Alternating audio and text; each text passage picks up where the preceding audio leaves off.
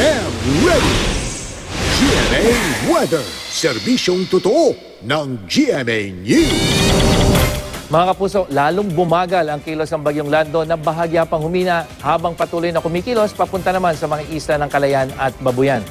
Sa ngayon, nasa ilalim pa rin ng Public Storm Warning Signal number 2 ang Ilocos Norte, Ilocos Sur, Apayao, Abra, Batanes, Northern Cagayan kasama na ang Calayan at Babuyan Group of Islands. Sa mga residente roon, manatiling I am ready sa masungit na panahon.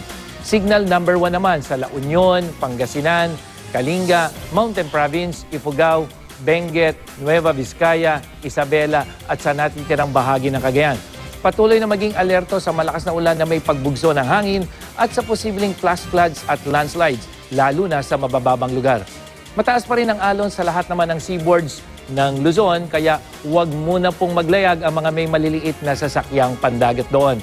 Huling namata ng pag-asa ang sentro ng Tropical Storm Lando, dyan sa may 90 kilometers kanluran ng Calayan, Cagayan at may lakas itong hangin na nasa 75 kilometers per hour malapit sa gitna at bugsong umaabot sa 90 kilometers per hour. Kikilos ito pa northeast sa bilis lamang na 4 kilometers per hour.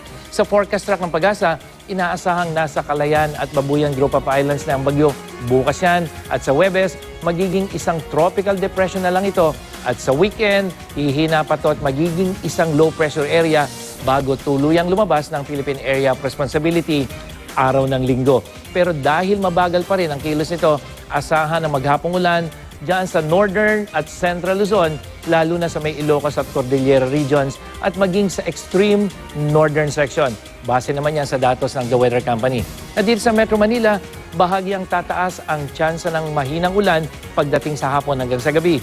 May mahinang ulan din dyan sa Western Visayas, umaga yan hanggang sa hapon. Habang sa Mindanao, sa hapon naman asahan ng mahinang ulan sa may Zamboanga Peninsula at sa may northern section.